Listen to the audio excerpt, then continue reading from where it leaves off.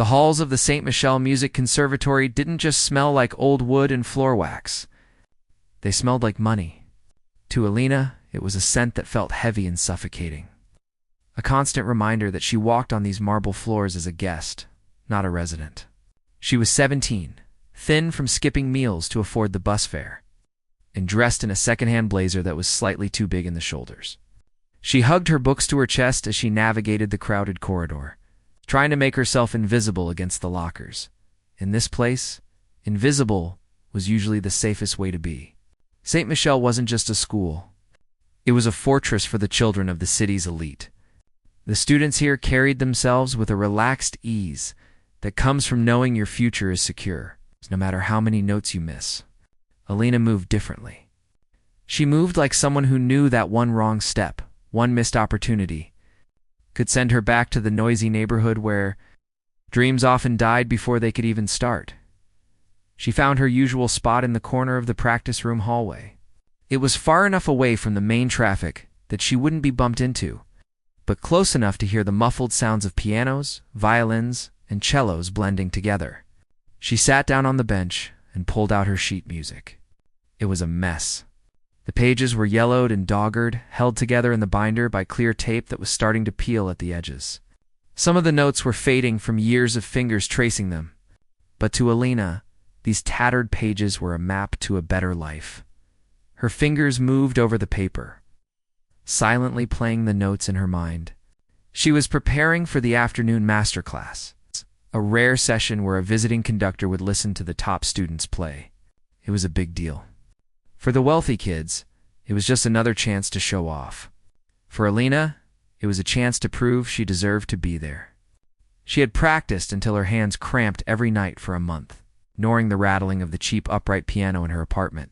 The peace of the hallway didn't last long. The sound of laughter cut through the air, sharp and loud. Alina didn't need to look up to know who it was. Julian was the kind of person who walked into a room and sucked all the oxygen out of it.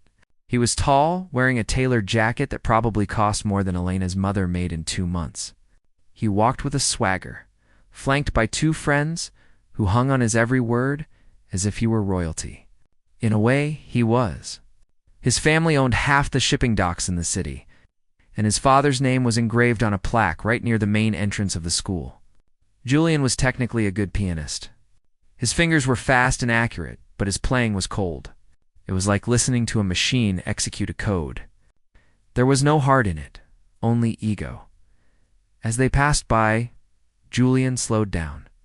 His eyes landed on Alina, hunched over her taped-up music. He stopped and his friend stopped with him. "Still reading that ancient history, Alina?" Julian asked. His voice was smooth, but his eyes were mocking. Alina froze. She gripped the edge of the binder. "It works fine, Julian. It's the same music everyone else is using." Julian laughed, a short barking sound. "Maybe. But some of us prefer to read music that doesn't look like it's been through a washing machine. You know, my father donated a whole set of new scores to the library last week. You could just ask for one." Alina felt the heat rise in her cheeks. "I like this one. I've made my notes on it." Notes. Julian stepped closer, leaning down to look at the pages. "Looks like doodles to me. Honestly, I don't know why the school lets scholarship students into the master classes. It's distracting for the rest of us who are actually serious about our careers." "I am serious," Alina said, her voice trembling slightly. She forced herself to look him in the eye. "I work harder than anyone here." Julian rolled his eyes and stood back up, adjusting his expensive cufflinks. "Working hard and being good are 2 different things. Stick to the background, Alina. You look better there." With one last laugh, Julian and his friends walked away, leaving Alina sitting alone on the bench. She wanted to scream, or maybe cry, but she did neither. She just stared at the floor, counting the tiles to calm her breathing. This was the game. It wasn't just about playing the right notes. It was about surviving the people who wanted you to fail. An hour later, the masterclass began. The main auditorium was grand, with velvet curtains and high ceilings that made a whisper sound like a shout. The students sat in the front rows, parents and teachers behind them. The atmosphere was tense. At the front stood Mr. Varon, the visiting conductor, a man with a sharp nose and a sharper ear. He had a reputation for being brutal with his feedback. One by one, students went up to the grand piano. A cellist played a sonata and received a nod of approval. A violinist played a caprice and was told her vibrato was too wide. Then it was Julian's turn. Julian sat at the piano with the confidence of a king on his throne. He played a complicated etude. His fingers flew across the keys, a blur of motion. It was impressive in a technical way, fast, loud, and precise. When he finished, he lifted his hands high in the air, flashing a smile at the audience, waiting for the applause. There was polite clapping, but Mr. Varon didn't smile. He tapped his chin with his baton. Technically flawless, Varon said, but empty. I heard the notes, Julian, but I didn't hear the music. You played it like you were trying to win a race, not tell a story. The room went quiet. Julian's smile faltered. He wasn't used to being criticized. He nodded stiffly, his jaw tight, and walked back to his seat. His face was red with embarrassment. Then Mr. Varon looked down at his clipboard. Next, Alina. Alina stood up. Her legs felt like lead. She could feel Julian's burning gaze on her back as she walked to the stage. She sat at the massive Steinway piano. It felt huge compared to the upright she practiced on. She took a deep breath, placed her worn-out sheet music on the rack, and rested her fingers on the keys. She started to play. It was a piece by Chopin, full of longing and sadness. As soon as the first note rang out, the mood in the room shifted. Alina closed her eyes. She forgot about the wealthy audience, the grand hall, and Julian.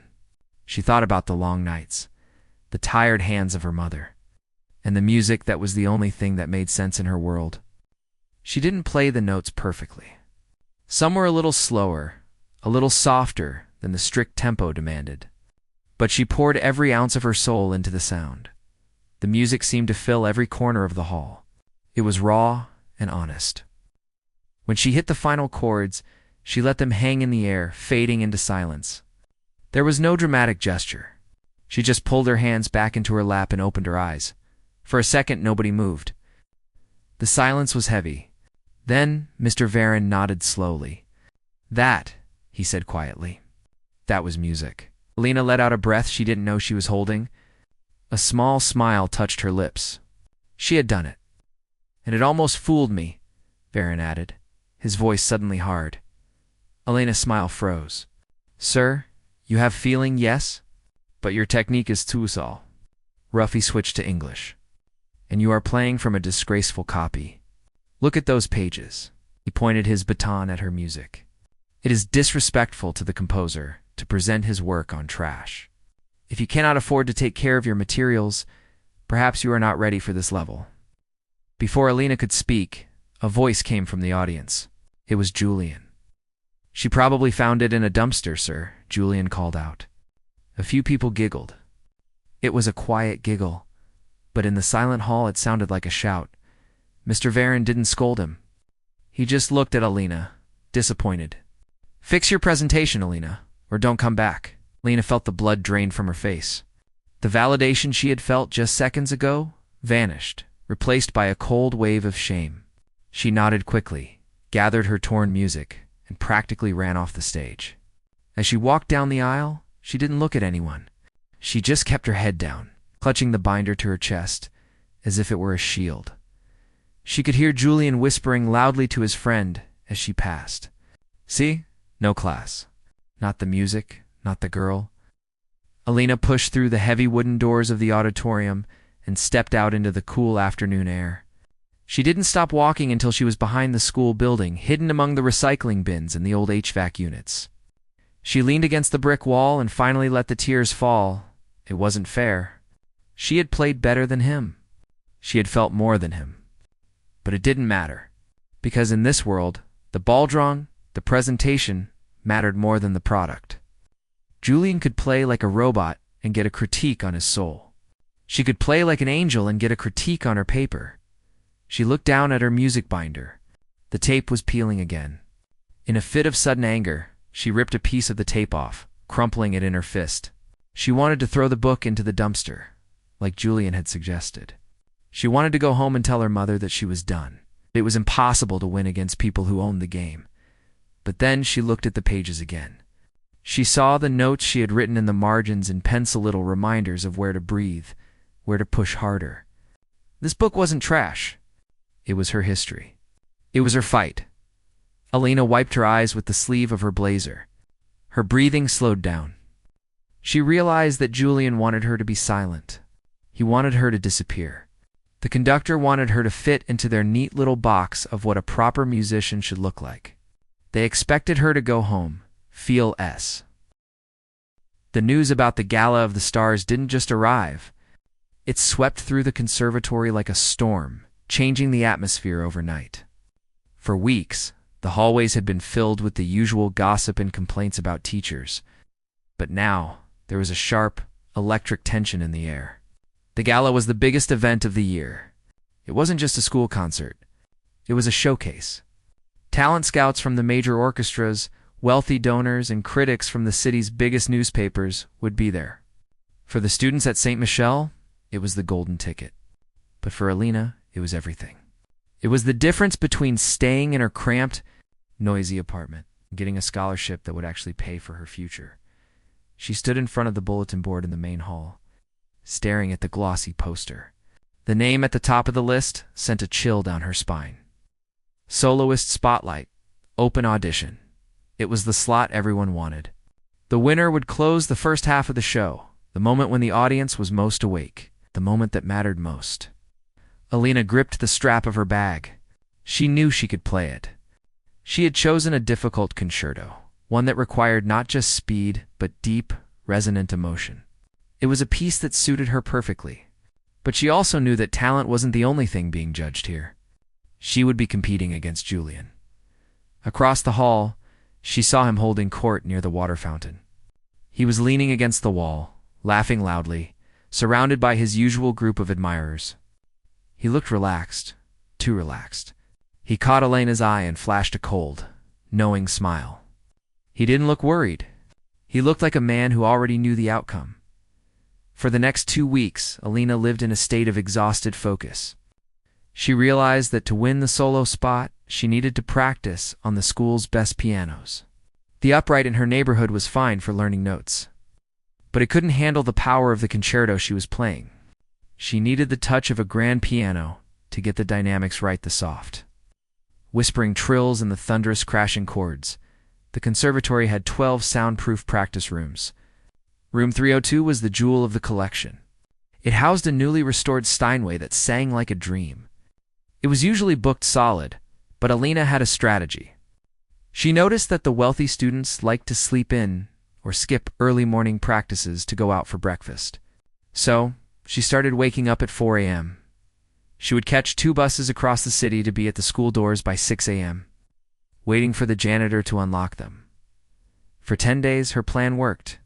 The hallways were dark and silent, smelling of cold floor polish. The school felt like a different place before the sun came up, peaceful, almost hers. She would slip into room 302 and play until her hands were sore, pouring all her fear and hope into the keys. By 8 a.m., when the other students started drifting in, smelling of expensive coffee and perfume, she would slip away, sweaty and tired, to go to her regular classes. It was a grueling schedule, but she was making progress. Her confidence was growing with every sunrise. On the Tuesday before the auditions, Alina woke up feeling a strange sense of dread. She ignored it, swallowing a piece of dry toast and rushing out into the cold morning air. The bus ride felt longer than usual, and the gray sky looked heavy with rain. When she finally arrived at St. Michel, the janitor gave her a tired nod as he unlocked the main doors. "Morning, Alina," he mumbled. "You're here early again. Have to finish the movement," she said, forcing a smile. She didn't tell him that her fingers felt stiff and clumsy today. She walked quickly down the dim hallway, her footsteps echoing. She turned the corner to wardroom 302, stopped dead in her tracks. The door was open, a sliver of yellow light cut across the dark floor. Alina frowned. She looked at her watch. It was 6:15 a.m. Nobody else was ever here this early. She walked softly toward the door, her heart beating faster. She expected to see a teacher, maybe someone sneaking in a quick practice before work. She peered into the room. Sitting at the Steinway was Julian. He wasn't practicing. He was sitting on the bench, scrolling through his phone with one hand while listlessly tapping a key with the other. Ping, ping, ping. The sound was annoying, disrespectful to the instrument. Alina felt a spark of anger. "You're in my spot," she said, her voice raspy from the morning cold. Julian looked up, unbothered. He didn't even jump. "Good morning to you too, Alina. I booked this room." "I've been here every day for 2 weeks," Alina said, stepping into the room. "Please leave. I need to practice." Julian locked his phone and set it down on the music rack. He leaned back, stretching his arms. "About that? I went to the administration office yesterday. My father is actually sponsoring the refreshments for the gala, so I asked them to tidy up the booking schedule. Make sure the rooms are being used efficiently." Alina stared at him. "What are you talking about?" "Check the sheet outside," Julian said. Gesturing lazily toward the door, Alina turned and walked out to the clipboard hanging on the wall. She flipped the page to today's date. Her breath caught in her throat. The schedule had been completely rewritten. The neat handwriting in which she had written her name every day was gone.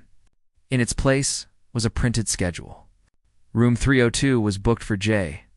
Sterling, Julian's last name, from 6 a.m. to 12 p.m. every day. For the rest of the month, Elena's name had been moved to room 105. She knew room 105. It was in the basement, next to the boiler. It was small. It smelled of mold, and the piano had a sticky key on the G-sharp that made fast passages impossible.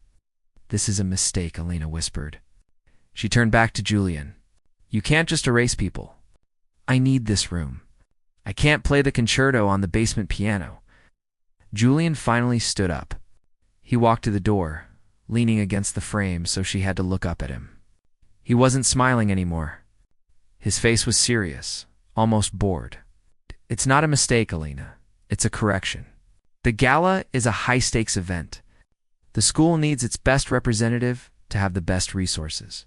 Let's be honest, do you really think you're going to get the solo spot? Do you really think a panel of judges is going to pick a girl with torn shoes and a library card over me? My family has tickets to this event. We sit at the front table. You're going to be in the back row of the chorus, if that." He reached out and patted her shoulder, a gesture that was meant to be comforting but felt like a burn. "Go play in the basement. It's safer there. You don't belong in the spotlight. You're going to get hurt." With that, he closed the door in her face. The lock clicked with a sharp final sound. Alina stood in the hallway, shaking. She didn't go to the basement. She couldn't. She turned on her heel and marched toward the main office. She was done being quiet. She was done being polite. The office was warm and smelled of coffee. The secretary, Mrs. Higgins, was typing on her computer. She didn't look up when Alina entered. "Mrs. Higgins, the schedule for room 302 is wrong," Alina said, her voice shaking. "Someone changed it. I've been using that room for weeks. I need it back." Mrs. Higgins sighed, taking her time to finish typing a sentence. She adjusted her glasses and looked at Alina over the rim. "The schedule was updated by the dean, Elena. It's final. Julian took my slot. He's not even using it. He's just sitting there on his phone." "Julian is preparing mentally," Mrs. Higgins said, her voice clipped. "And his family's contribution to the school is significant. We prioritize our assets here. You should know that by now." "This isn't right," Elena said, tears stinging her eyes. "I'm working harder than anyone. You can't just buy the practice rooms. We didn't buy them, dear. We allocated them," Mrs. Higgins said, turning back to her screen. "Now, please. I have work to do. Go to room 105. I hear it's quite cozy." Elena stood there for a moment, feeling small and invisible. The injustice of it tasted like bile in her throat.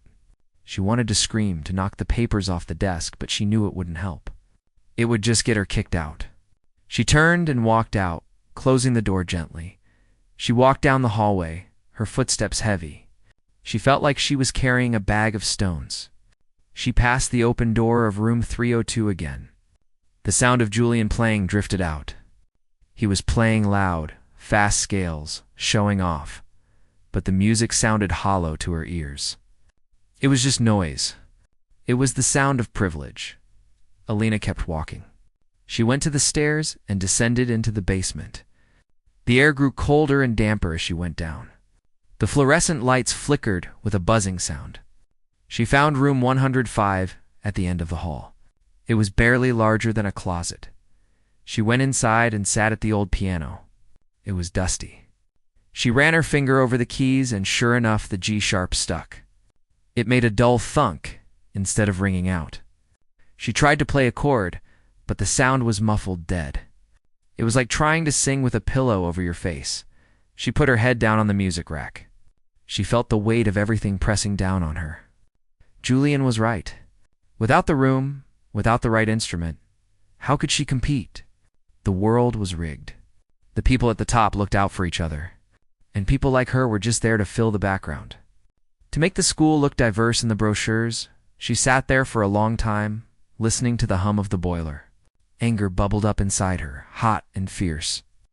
She thought about her mother, working double shifts at the hospital. She thought about the cold bus rides. She thought about the way Julian looked at her like she was a bug he could step on. "No," she whispered. She lived. The bus ride back to Elena's neighborhood felt longer than usual. By the time she stepped off, the gray sky had turned a bruised purple, and the streetlights were flickering on. The air here smelled different than at the conservatory. It didn't smell of money and floor wax. It smelled of exhaust fumes, fried food from the corner stand, and the dampness of the river. It was a rough smell, but it was honest. It was home. Elena walked into the small apartment she shared with her mother.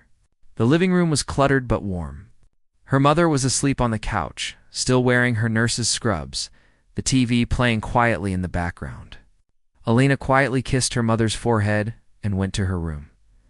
She sat down at the small, beat-up keyboard she had bought with savings from a summer job.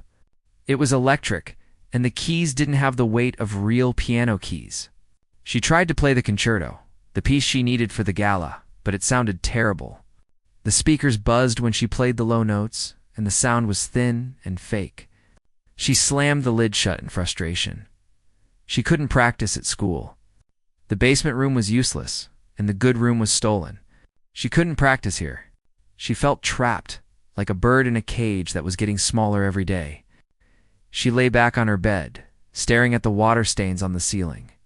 She thought about Julian's smirk. She thought about Mrs. Higgins' cold dismissal. They wanted her to fail. They were waiting for her to just give up and disappear. "No," she said aloud into the quiet room. "I won't disappear." The next day, instead of going straight to school, Elena took a different bus. She rode it to the edge of her neighborhood, to a part of the city where the buildings were mostly brick and the windows were barred. She remembered seeing an old community center here a few years ago. It wasn't much, just a brick building with a faded sign that said West Side Community Hall. When she pushed the front door open, a bell chimed. The inside was dimly lit and smelled of old paper and gym socks. In the main hall, a few elderly men were playing chess at a folding table. And far down the hall, she could hear the rhythmic thud of a basketball in the gym. Elena walked to the front desk. An elderly man with white hair and thick glasses looked up from a magazine. He was wearing a sweater that had seen better days. "Can I help you, young lady?" he asked. I was wondering if you have a piano," Elena asked, her voice shy. "I need a place to practice. I can't pay much, but I could maybe sweep floors or something." The man peered at her over his glasses. Then he smiled, a crinkly, kind smile. "We have a piano. It's in the back room, behind the stage. My wife used to play it, but she's gone now. Nobody touches it anymore. You can use it for free if you promise to make it sing again. It's been too quiet in here." Elena thanked him profusely. He pointed her down a long, narrow hallway lined with peeling paint. She walked past the bathrooms and the storage closets until she found a heavy wooden door marked Events. She pushed it open. Inside, the room was dusty. Sunlight struggled to filter through the high, narrow windows. And there, in the corner, covered in a gray cloth, sat a massive upright piano. It looked like a sleeping beast. Elena walked over and pulled the cloth off. She coughed as a cloud of dust rose up. The piano was old.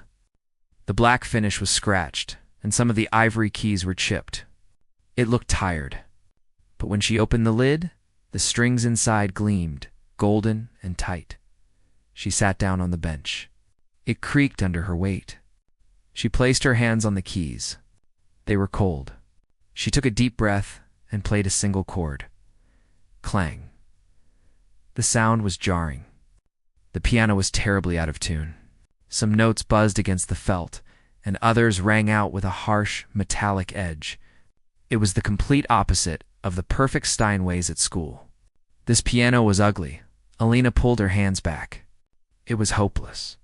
She couldn't practice her concerto on this. It would sound like a disaster. She stood up to leave, but then she stopped. She looked at the piano again. It felt like she was looking in a mirror. Scratched, chipped, out of place in a fancy world, but still standing there. "I know how you feel," she whispered. She sat back down. She didn't play the concerto. Instead, she started to play a slow, sad blues melody she had heard once on the radio. She leaned into the bad notes.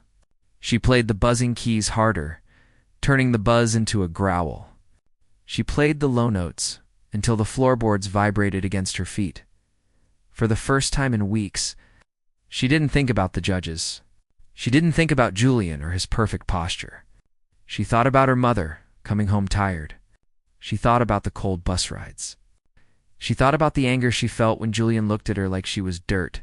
She poured all of that into the keys. The old piano seemed to wake up. It didn't sound polite or perfect. It sounded raw. It sounded like a fight. Alina played for 3 hours.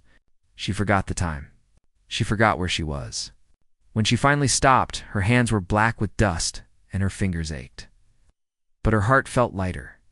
For the next 2 weeks, this became her routine. She would go to school, keep her head down, and ignore Julian and his friends. They would whisper in the hallways, convinced she was dropping out because she wasn't using the practice rooms. Julian looked smug, secure in his belief that he had already won. But as soon as the final bell rang, Alina would run to the bus stop and go to the community center. The old man, whose name was Mr. Morris, would sometimes bring her tea and sit in the corner listening. He never interrupted.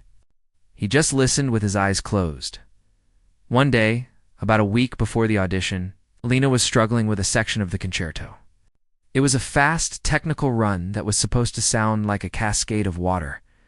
On the school piano, she could play it cleanly by relying on the instrument's perfect action. On this old upright, her fingers kept getting stuck. The keys were too heavy. She stopped, frustrated, hitting the keys with her fist. "I can't do it. It's too broken." Mr. Morris opened his eyes. "It's not broken, Alina. It's just honest. You're trying to make it sound like that fancy piano at your school. But this piano has a different voice." "What do you mean?" Alina asked, wiping sweat from her forehead. "That piano at your school," Mr. Morris said slowly, "it sounds like a picture in a magazine. Perfect, shiny. But this one sounds like life. It's got scratches.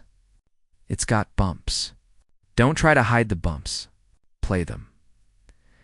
Alina looked at the chipped keys. Play the bumps. She realized he was right. She had been trying to play the concerto the way the book said, the way the perfect students played it. But she wasn't a perfect student. She was Alina from the neighborhood. She had bumps. She started the run again. She didn't try to make it sound like water. She made it sound like a storm. She used the weight of her arm to slam the heavy keys down, creating a thunderous sound that shook the dust off the piano lid. She played the rhythm a little jagged, a little rough. It sounded dangerous.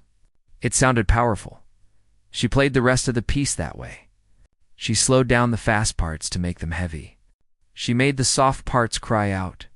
She stopped worrying about hitting every single note exactly right and started worrying about making every single note mean something. By the time she left that evening, she knew she had something. It wasn't the version the judges were expecting. It was wilder. It was unpredictable. The day before the audition, Alina was at her locker at school when Julian walked by. He looked better than ever, wearing a new watch that glinted under the lights. He stopped and leaned against the locker next to hers. "So I hear you haven't signed up for the practice rooms tomorrow," Julian said, his voice dripping with fake sympathy. "Running out of steam? It's probably for the best. The stage lights are very bright. They can be harsh on certain people." Elena closed her locker. She looked at him. For the first time, she didn't feel small. She looked at him and saw a boy who was terrified of losing his spot on the pedestal.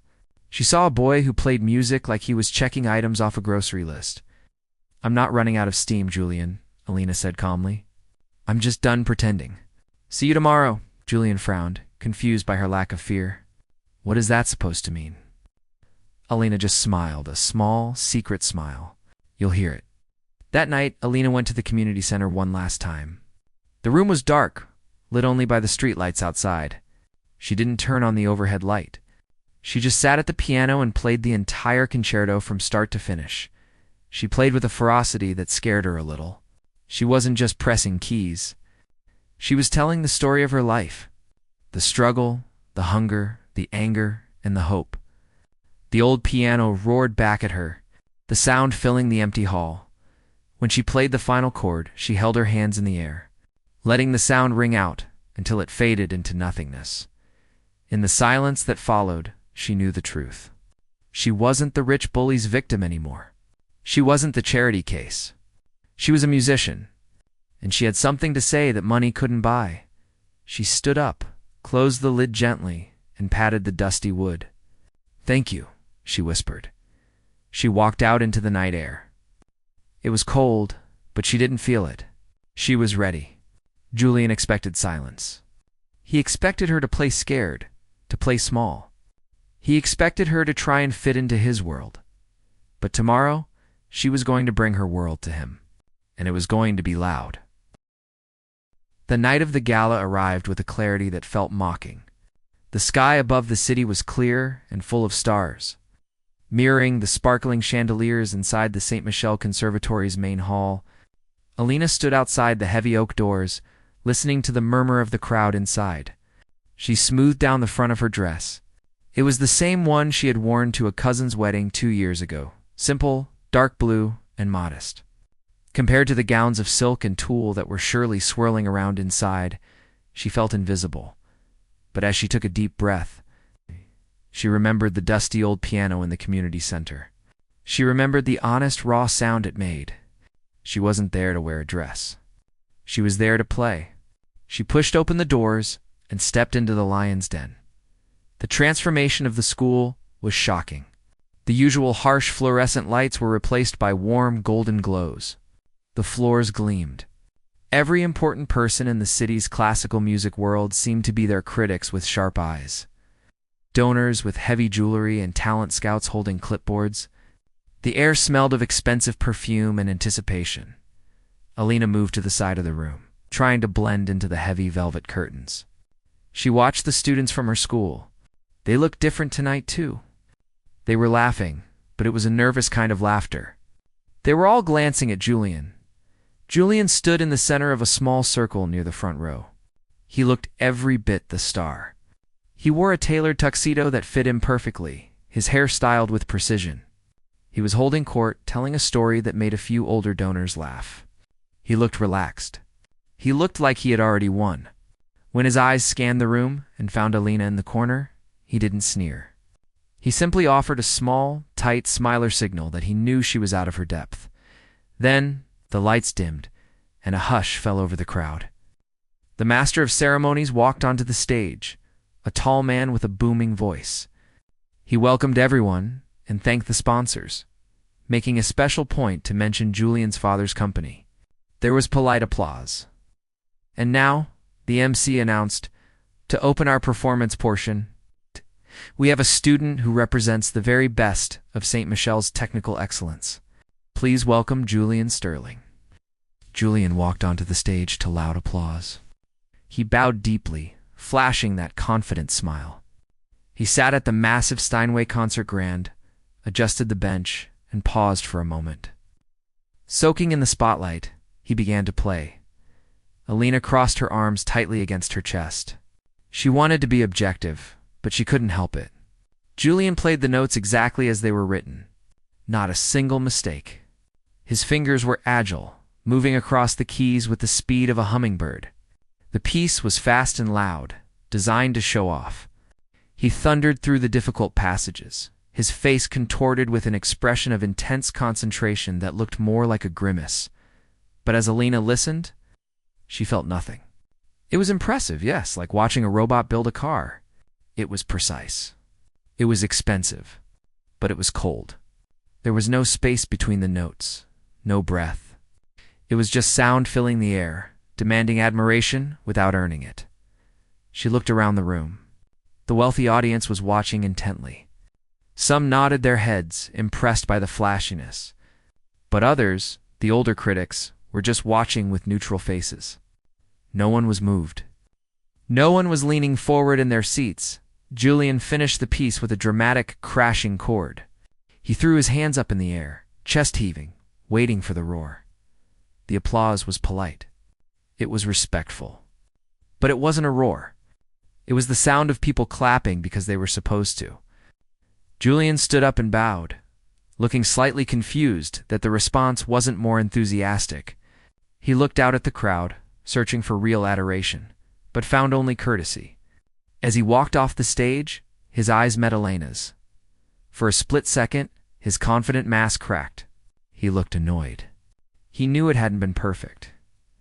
The MC came back out. "Thank you, Julian." A stunning display of technique. "And now," he paused, looking at his paper, "we have a student performing the Rachmaninoff's Second Piano Concerto. This is a monumental piece, one that requires great emotional depth. Please welcome Alina." There was a murmur of confusion. Some people flipped through their programs. Elena's name wasn't listed as a featured soloist. She was a last-minute addition, a filler slot. Alina pulled her shoulders back. She didn't run onto the stage. She walked with the slow, steady rhythm she had learned on the walks to the community center. She didn't look at Julian as she passed him in the wings. She kept her eyes fixed on the piano. The stage lights were blinding. She could barely see the audience, which was a relief. She just saw a dark void of people. She sat down on the bench. It was the same kind of piano Julian had played, but she knew it wouldn't sound the same. She didn't want it to. She placed her hands on the keys. They were trembling slightly. She took a breath and imagined the smell of the old basement, the dust motes dancing in the sunbeams. She remembered Mr. Morris telling her to play. The bumps, she struck the first chords. The sound that came out was heavy, dark, unlike Julian's light. Flashy playing, Elena's sound had weight to it. It vibrated through the floorboards and up the legs of the audience. It wasn't pretty. It was serious. The piece began with slow, heavy chords, like tolling bells. Alina didn't rush them. She held them, letting the sound hang in the air, demanding that people listen. The shifting in the audience stopped. The coughing ceased. As the music moved from the deep chords into the melody, Elena's playing changed. She wasn't just hitting the right notes. She was pushing the tempo, dragging it back, making the music breathe. It sounded like a human voice speaking. In the front row, a critic looked up from his notepad, his eyebrows raised. He had expected a nervous student. He was hearing a storyteller. Elena's fingers moved faster now. The technical difficulty of the piece was immense, but she didn't treat it like a gymnastics routine. She treated it like a storm. When the music required softness, she played so gently, it felt like a secret. When it required power, she didn't just hit the keys. She sank into them, using her entire body to pull the sound out of the instrument. She remembered the feeling of being locked out of the practice room. She remembered the humiliation of the clerical error. She poured that frustration into the louder sections, making the piano snarl and growl. It wasn't aggressive. It was fierce. It was the sound of someone fighting for their life. Julian stood in the wings, watching. His face had gone pale. He saw what the audience was seeing. Alina wasn't playing the notes on the page. She was tearing them apart and putting them back together. She was taking risks. She was playing so softly at times that the audience had to lean in, afraid to miss a sound, and then crashing back down with a resonance that shook their chests. The room was completely under her spell now. The wealthy donors, the bored critics, the other students, they were all gone. There was only the music. It was raw and imperfect. There were moments where the sound was almost too intense, moments where it bordered on messy, but it was alive. It throbbed with a heartbeat that Julian's machine-like performance had completely lacked. Alina approached the climax of the first movement. Her hands were a blur, but her upper body was still focused. She was no longer the girl in the second-hand dress. She was a giant. She commanded the instrument. The sound swelled, filling the vast hall, washing over the expensive seats and the polished floors, reaching the high ceiling. She wasn't thinking about winning. She wasn't thinking about Julian. She was thinking about the truth. She was telling the story of every person who had ever been underestimated, every person who had been told to stay in the background. The music rushed toward the final, cadence like a wave crashing against the rocks. Alina brought her hands down for the final resolution chords. But she didn't stop abruptly. She let the sound sustain, ringing out, vibrating, filling the silence that followed with an electric energy. She lifted her hands off the keys and rested them in her lap. She sat there, chest heaving, sweat trickling down her temple. Her eyes were closed. The hall was silent. It wasn't the polite silence after Julian's performance. It was a heavy, thick silence. It was the silence of 300 people realizing they had just witnessed something real. No one moved. No one clapped. The air in the room felt charged, like the moment before a thunderstorm breaks. Alina opened her eyes. She looked out into the darkness, unable to see faces, but able to feel the change in the atmosphere. She had walked in as a charity case, a placeholder, but she had played like a queen. She had given them a piece of her soul, and they were stunned by it. Julian stood in the shadows, his mouth slightly open. For the first time in his life, he had nothing to say. He had expected silence from her, the silence of defeat and shame. But this silence was different. It was the silence of awe, and it terrified him. The silence in the hall stretched on, heavy and thick, like the air before a thunderstorm. For 5 seconds, 10 seconds, nobody moved. The wealthy patrons in the front row sat frozen, their glasses of champagne forgotten. The critics in the back had stopped writing. Even the other students, who usually whispered during performances, stared at the stage with their mouths slightly open. Alina sat on the bench, her hands resting in her lap, her heart hammering against her ribs like a trapped bird. She couldn't see the audience clearly because of the bright stage lights, but she could feel them. She could feel the weight of their attention shifting from polite curiosity to something much sharper.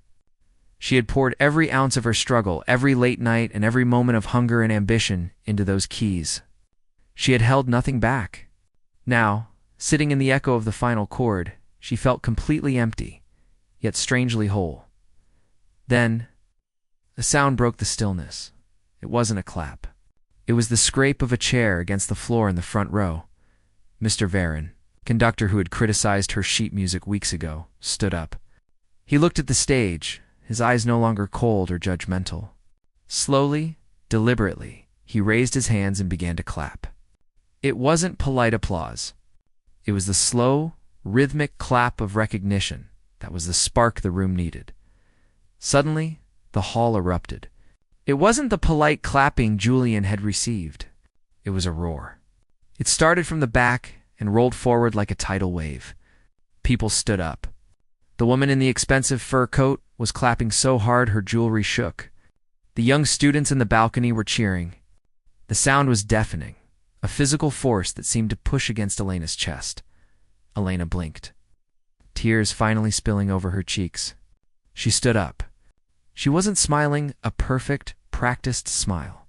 She was crying, but her chin was held high. She bowed to the audience. She bowed to Mr. Varon. She bowed to the piano. The applause just got louder. It was the kind of noise that makes your ears ring, the kind of noise that says, asterisk, we hear you. We really hear you. Asterisk backstage. The atmosphere was ice cold compared to the fire out front. Julian stood in the shadows of the heavy velvet curtains, his hands clenched into fists at his sides. His face was pale, a sickly shade of white that made his dark eyes look hollow. He watched Alina take her third bow. "It's a trick," one of his friends whispered, though he sounded unsure. "It's too loud. It's not proper technique. It's music, you fool," a deep voice cut in. Julian turned to see his father, a tall man with a stern face, standing behind him. His father wasn't looking at Julian with pride. He was looking at Alina, his brow furrowed in thought. Then he looked at his son. "I played perfectly," Julian stammered, his voice trembling.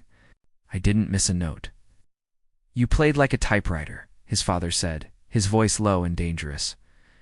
"She played like a human being. Do you hear the difference, Julian? That is the sound of a career. What you did? That was just a hobby." Julian felt like he had been slapped. The words hurt more than any insult Alina could have thrown at him. He looked back out at the stage where the spotlight was finally dimming around Alina. In that moment, he realized the truth he had been hiding from for months. He could buy the best piano. He could buy the best teachers. He could buy the schedule, but he could not buy what she had. He was empty and she was full, as Alina walked off the stage. Passing through the heavy curtains, the roar of the crowd was muffled slightly, replaced by the chaotic noise of backstage. She was immediately surrounded. Mr. Varon was the first to reach her. He didn't mention her clothes or her binder. He took her hand, which was trembling, and held it firmly between both of his. That, he said, his eyes intense, was what Rachmaninoff meant when he wrote it. "You have fire, Alina. Do not let anyone put that fire out." "Thank you, sir," Alina whispered. She felt dizzy. Before she could say more, a woman with a notebook pushed through the crowd.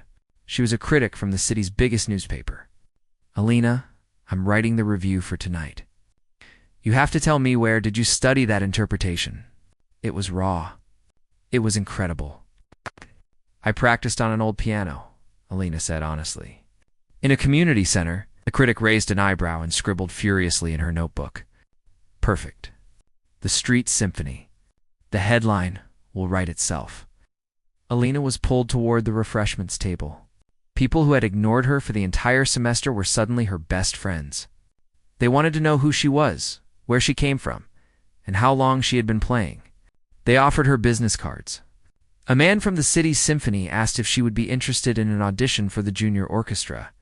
It was a whirlwind of validation, everything she had ever dreamed of. But in the middle of the chaos, she saw him. Julian was standing alone near the exit. His friends had drifted away to find the donors who paid for their allowances. He looked small, his expensive tuxedo hanging loosely on his frame. He looked like a ghost at his own party. Alina politely excused herself from the group. She walked across the room. The crowd parted for her now, sensing the energy she carried. She stopped in front of Julian. He looked up. He tried to put on his usual mask of arrogance, but it cracked instantly. He looked tired, and for the first time, scared. "You got lucky," he muttered, his voice lacking its usual bite. "The audience likes a sob story. It won't happen again." Lena looked at him. She didn't feel angry anymore. She didn't feel the need to yell or argue. She felt pity. "It wasn't luck, Julian," she said softly. "And it wasn't a sob story. It was the truth. You play because you want people to look at you. I play because I have something to say. Until you understand the difference, you'll always be just a kid with an expensive toy." Julian opened his mouth to retort, but no words came out. There was nothing he could say. The music had already spoken louder than he ever could. Alina didn't wait for a response. She turned and walked away toward the double doors. She didn't stay for the rest of the gala. She didn't stay for the champagne or the networking. She had done what she came to do. She stepped out into the cool night air. The city was quiet now, the traffic distant. The air smelled of rain and damp concrete. It was the smell of home. She took a deep breath, filling her lungs with the fresh air. The tightness in her chest that had been there for months was finally gone. She walked to the bus stop, her heels clicking on the sidewalk. She didn't have a ride in a limousine. She didn't have a rich father waiting for her. She just had herself and the music inside her. But as she sat on the wooden bench at the stop, looking up at the stars, she realized that was enough. The bus arrived with a loud hiss and a groan of its brakes. It was the same bus she took every day. It was dirty, and the lights flickered. But tonight, to Alina, it looked like a chariot. She climbed aboard, dropping her coins into the box with a smile. Tomorrow, she would go back to the community center. She would thank Mr. Morris and the old dusty piano. She would practice harder than ever, because now she knew it was possible. The world had tried to silence her. They had told her she didn't have the right clothes, the right money, or the right background. But she had proven them all wrong. The bus ride was bumpy, but Alina didn't mind. She leaned her head against the cold glass and watched the city lights blur past. She closed her eyes and heard the music again. Not just the notes, but the silence that followed, the silence of respect. She smiled into the darkness. The rich bully had expected her to quit, to fade away into the background noise of the world.